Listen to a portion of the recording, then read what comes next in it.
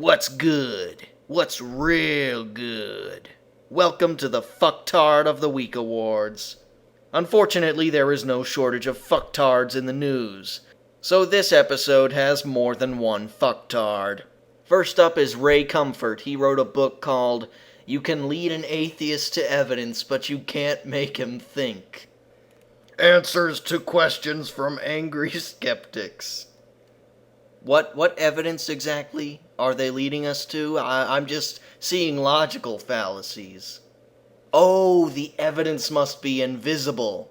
There are good and bad atheists, and in recent years we've seen an increase of bad atheists. These radicals go out of their way to try and censor the Bibles from being given to school children and sue Rick Warren because he was asked to pray at the presidential inauguration or protest the presence of a nativity scene.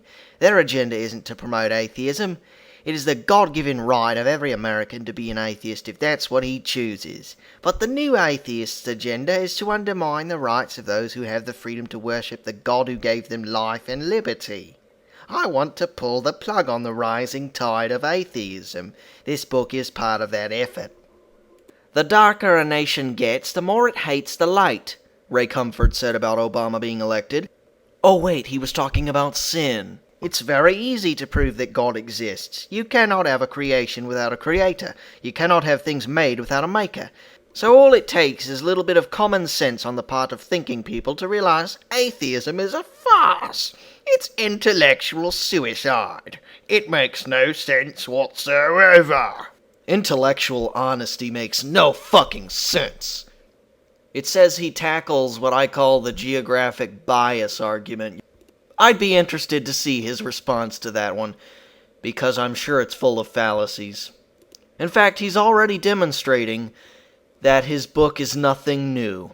Same shit he brought to the Rational Response Squad, and then they fucking owned him.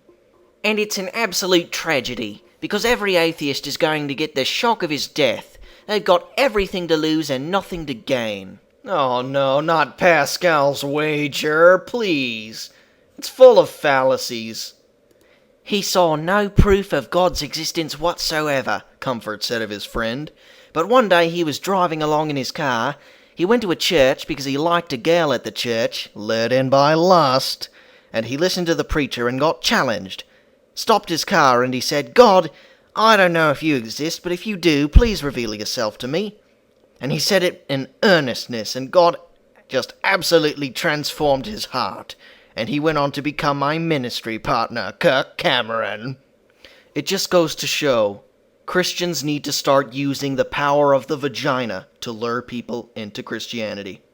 Hey man, come to my church for free vaginas. Get Jesus in your heart, man. Get right with God. With sharp reasoning, infallible logic, and quick wit, Ray Comfort slices up the thin veil of atheistic reasoning. No more excuses for those who would deny the existence of God. And nowhere to run but to the cross. Ray Comfort, you are a fucktard of the week.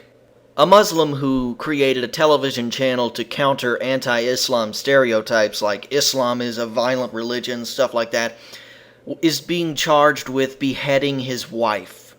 Yep, that sounds like Islam in a nutshell. Every day on television we are barraged with stories of a Muslim extremist, militant, terrorist, or insurgent. But the stories that are missing are the countless stories of Muslim tolerance, progress, diversity, service, and excellence that Bridges TV hopes to tell. Excuse me, I have to go behead my wife now. Of course, it's not like he's been convicted yet, but she did fear for her life. She was filing for divorce. There were calls about domestic violence. That's already enough after you hear that this guy started a television propaganda channel to talk about how great Islam is. He starts that channel and then he beats his wife and probably beheaded her. The grounds for divorce were cruel and inhumane treatment, referring to multiple prior incidents of abuse. Just like the octuplets chick, this guy apparently didn't care about what would happen to his kids. Why have a peaceful divorce when you can scar your children for life and destroy their family? And the moral of the story is, don't try to divorce a peaceful, tolerant Muslim. It's time to write your name in the fucktard note. So, Muslim guy with name I can't pronounce, you are a fucktard of the week. Oh yes, love, this irony is wonderfully delicious. It's the best irony I've ever tasted. I do love fucktards, don't you?